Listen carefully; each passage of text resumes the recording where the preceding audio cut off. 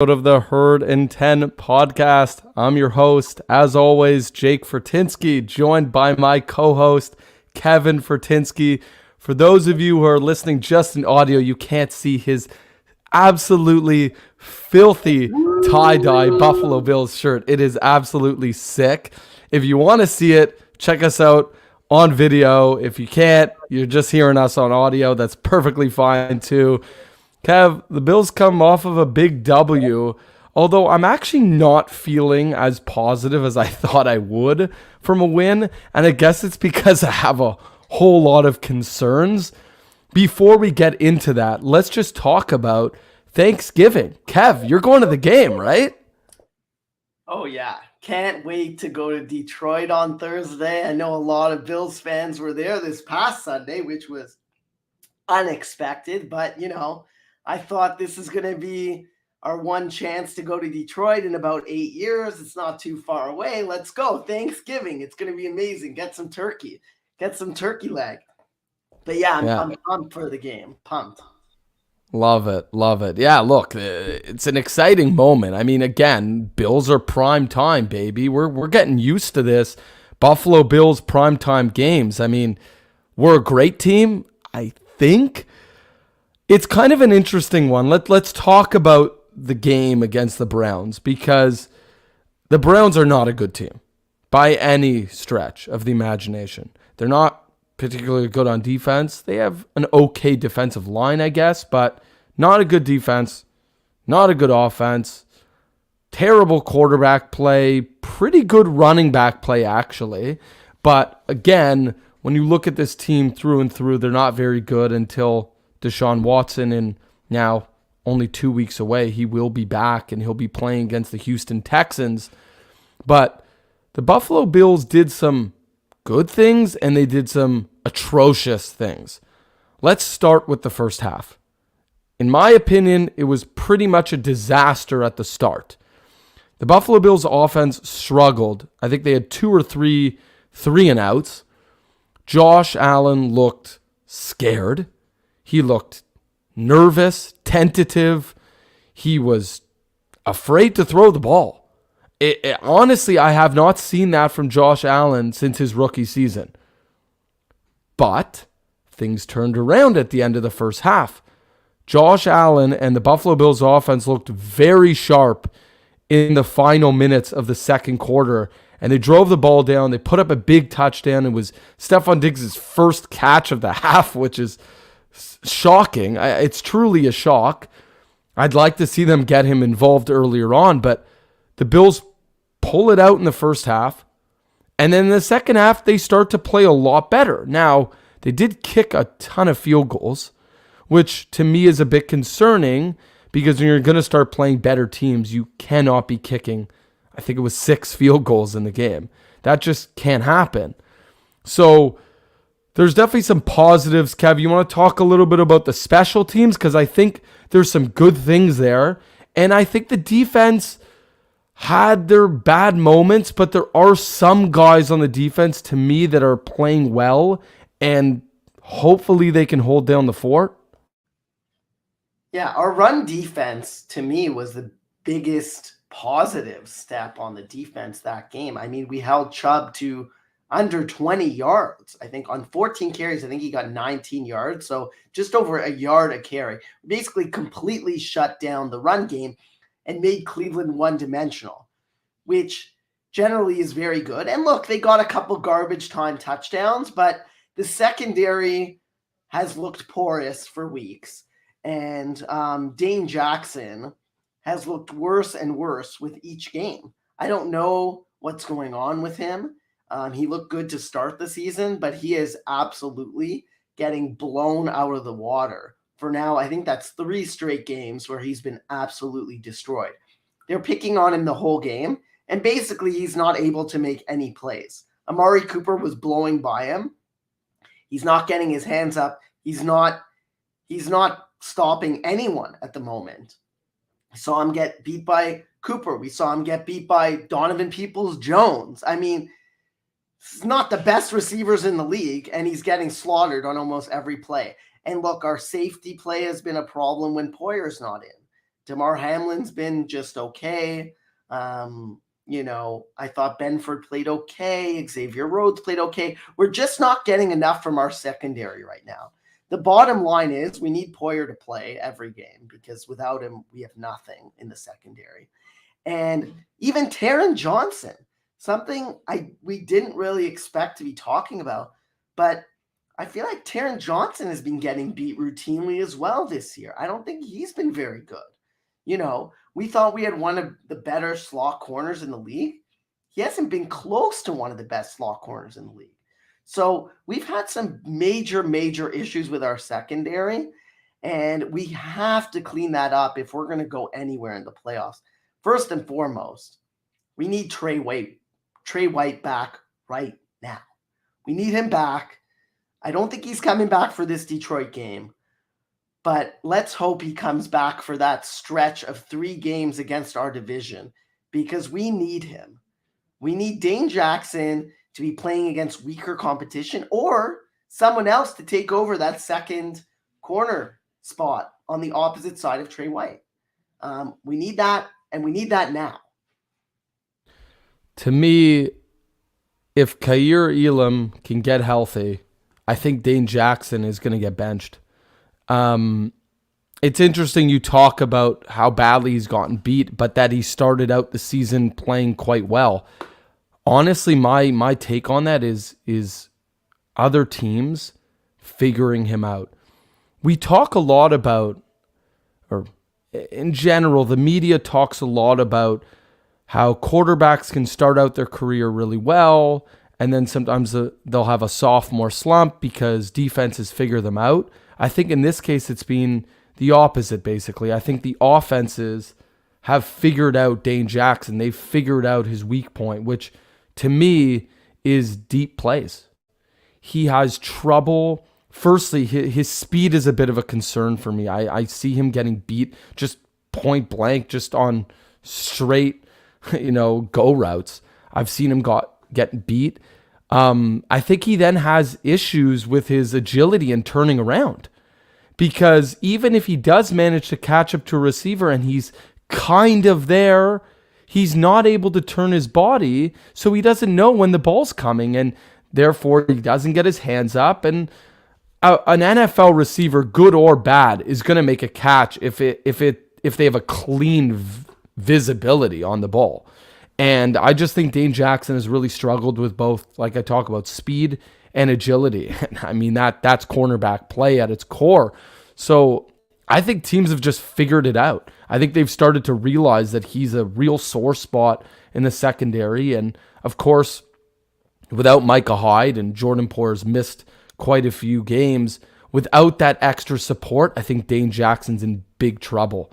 As a zone cornerback, I think he can get by, but when he's in those situations in man-to-man, he seems to get torched. And unfortunately, you already brought it up, but Taron Johnson, in man-to-man coverage, he has struggled mightily. It's a shock because I think we all kind of assumed that was a lock, but there's big question marks, and the unfortunate part, there is really no one to replace him. You have Siran Neal, who we've seen more than enough from him to know that he's not going to be able to play the slot position. I mean, unless he's playing a slow tight end where he can just be physical. But anyone with some speed or some serious skill, Siran Neal cannot cover. So we need to just hope that Taron Johnson's just been going through a bit of a slump here and that he's going to figure it out, because he really hasn't looked like himself. But yeah, I mean, we knew this going into the season. Tre'Davious White is such a key piece. I honestly thought initially coming into this year that our defense was going to be way worse without Trey White. I think they've surprised me because they've actually looked okay for the majority of the season. But now that we're getting into the thick of the season where offenses have figured their shit out, I think that you're starting to see a guy like Dane Jackson just get picked apart. And at this point, I think the only thing you can do is try to give him a little extra safety support. And you hope to God that Trey White and Kaiir Elam can come back, because I think he'll be riding the pine the rest of the season as soon as those guys are back. Not to say Benford had a great game, but he looked significantly better again than Dane Jackson, who's a third-year pro. I know he's a seventh rounder, but still, we've seen better days from Dane Jackson, so it's a little unfortunate. But let's talk a little about the offense. Our run game looked incredible. I mean, I'm thrilled. Devin Singletary, James Cook, they both go for 86 yards. You got to be pleased with that. I mean, stock up, stock down. Definitely our run game is a huge stock up. I'm not necessarily convinced that we have a run game all of a sudden, but at least we know there's the potential. What James Cook showed me is he can break tackles. He might be small, but this guy can break tackles. He's not afraid of contact. Because sometimes when you see a smaller guy like him or receiving running back, you think that they can't break tackles, but James Cook runs pretty hard. Were you surprised, Kev, to see what he did in this past game? Just really more so the runs in between the tackles. I wouldn't say I'm surprised. I'm actually thrilled that they're actually starting to play him. I mean, he still only played 25% of the snaps. But when he was on the field, he was getting fed the ball and he was doing a lot with it. I think I read a stat, he was 32 yards over expected in the game.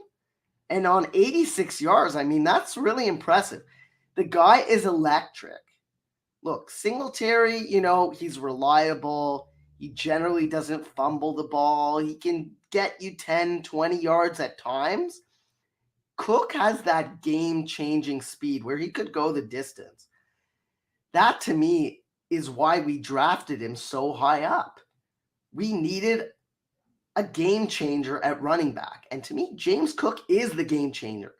And hopefully, down the stretch of this season, we're going to see more of an even split with Singletary, and maybe that'll lead to more explosive plays and give our run game a big boost. Because if we can have two guys running well, that would be great. That was the hope we always had with Singletary and Moss.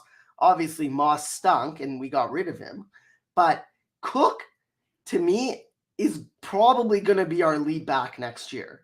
So hopefully down the stretch, he's going to inch towards, a 50-50 split, even start playing a bit more than Singletary if he shows he can take care of the ball, if he shows he can pass protect. He can be a reliable running back. And honestly, this is a great development in the backfield, especially a game we didn't ask Allen to throw very much. This was sort of a get-right game for Allen. It was great to see him not turn the ball over and just get a little bit of confidence back. Obviously, the first quarter, they were not ready to play after the snowstorm, all of that. But once he got settled in, he looked good. He didn't throw any passes that I was worried were going to get picked off. And we let that run game actually get better and better as the game went on, which this season has been a massive problem, where the run game actually starts well in the first quarter and then slowly gets worse and worse throughout the game. So this was a big step in the right direction for our run game. And again, another stock up, I would just say our run defense, like I said before. Our run offense, our run defense, big step in the right direction. And that gives me hope for the rest of the season. Yeah, you nailed it. I like the key here to me with the running back situation is, and it's kind of under the radar because there's been so much focus on Josh Allen and what's going on with him and why does he have so many interceptions. He's leading the league in interceptions, actually, which is obviously a little concerning, but he did clean it up in this past game. But it's an under the radar storyline, which is the run game. It's something that no one expected. I certainly didn't expect, and we saw it, and we saw that we can do it. Now, again, are we going to be a run-first team? No chance. But can we now have some sort of other dimension that isn't just Josh Allen throwing or running? And I think the answer is yes. And I think James Cook is developing into what we had hoped he would become, which is probably going to be our starting running back by next season, but honestly, probably earlier. And what I'm seeing in him, the growth I've seen in him in the last 2-3 weeks, you can see him getting more and more confident with the ball. It's not just the stats, because sometimes we get very hooked on the stats. And of course, yes, he had a great game statistically. Singletary had a pretty good game statistically also. He didn't necessarily have as many yards per carry, but they both produced 86 yards. But it's the way James Cook is carrying himself. It's the vision that he's showing. To me, he's not always hitting the hole immediately. There's situations where it's been a zone run and he's looking and he's figuring out, okay, the hole's not there. It's over there. And he's finding those gaps. He's finding those holes, and he's going and breaking out for a 29-yard run. And that's what you talked about. You talked about the game breaker type of plays. Well, he's got it. And Singletary, okay, he might not have it, and that's okay. They can be a 1-2 punch. I'm just starting to think, similarly to you, I think James Cook is becoming the number one in that punch, and I think Singletary is going to be the number two in that punch. And there is a third running back that we haven't really talked about a lot, and that's because we haven't necessarily needed him in the offense, which is Nyheim Hines. But in the special teams, he's looked very impressive. I think his returning has been pretty much as good of returning, as consistent of a returner as I've seen in quite a few years from the Bills. The Bills have had some good returners, but they haven't seen this consistency in the least 2 years, and I am just thrilled. I mean, kick return, punt return, the guy looks like he's got it all, and again, trustworthy. He doesn't look like he's bobbling the ball or anything weird, so I feel very comfortable with him back there. So, point being is, the Bills running backs, I think, are actually going to become a threat, and they're going to be the key piece. They're going to be the X factor that's going to allow us to go as far as we would like to go in the playoffs. You and I talked about this very early on in the season, which is, if you want to go the distance, if you want to go to the championship, if you want to go to the Super Bowl, you cannot just have a one-dimensional offense. You have to have that second dimension, and I think we found it in James Cook. I think what he brings to the table is something that no one else has, and to me, his stock is through the roof. Honestly, I would still buy his stock right now because I think it's got a ways to go. I think he's got development still going. He has gotten nowhere near his ceiling, and that to me is incredibly exciting. Let's talk a little bit about stock downs. I mean, we did mention these two, but Hamlin, Jackson, to me, those are stock downs again, just because they're getting beat a lot, and I think that they're struggling. And honestly, I think against pass-first offenses, it's going to be worse. So, again, hopefully this stock down segment doesn't exist in terms of Hamlin and Jackson moving forward. As soon as Elam and Trey White are back, I think that they'll be off the map. I don't think we'll be talking a whole lot about them. One other stock up I have to mention. I mean, we've given this guy so much respect, but he deserves it. Matt Milano. The guy had a great game once again. You mentioned it. We shut down their run game. Well, guess who was a key piece in that? Matt Milano. The guy leads the league in tackles for losses. I think he's at 6 or 7 now. It's just ridiculous. He also had, I think, 5 or 6 tackles, not tackles for loss, but tackles in the first half. So the guy is just everywhere. Whenever there's a fumble, he's there. When there's an opportunity to pick it off, he's there. When there's a chance to blow something up in the backfield, he is there. And it's time and time again. This guy just makes up for even we were missing Tremaine Edmonds. Well, guess who steps up to the plate? Matt Milano. So I have to give him the respect because this guy just plays game in, game out, and he's always making big plays. It's not just that he's a good tackler. It's the plays that he makes up when he blows up Nick Chubb 4 yards behind the line. Don't forget it's plays like that. His fumble recovery, and his first sack of the year, where he was shot out of a cannon and blasted Brissett before he even knew what was happening. So the guy, every game, the guy's a superstar. top 5 linebacker in the league. Got to appreciate him.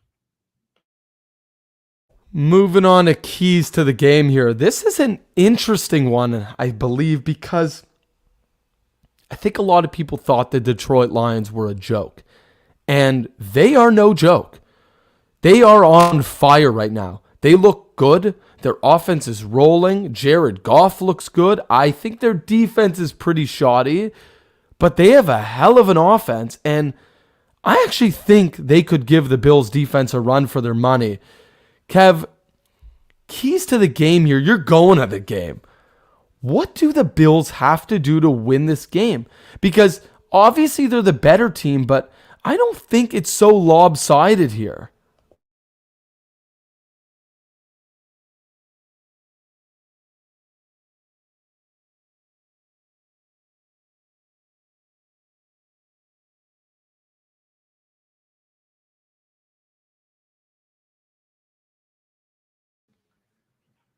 Yeah, so I think we're going to need to score a ton of points in this game. I actually think our defense hasn't been great, and Detroit has played really well at home, especially offensively. You know, you look at their numbers, and they're close to or over 30 points a game at home.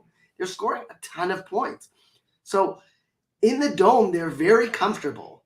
So we're going to need to come out with a strong game plan on offense, and I think we're going to need to throw the ball a lot, although Detroit Lions don't have a good run defense or pass defense, but I don't necessarily think we need to control the clock that much. I think we just need to score. I don't really care how we score. We're going to need touchdowns this week, not field goals. But yeah, just score points. Make them beat us by scoring more points than us. If our offense plays well, I don't think we lose.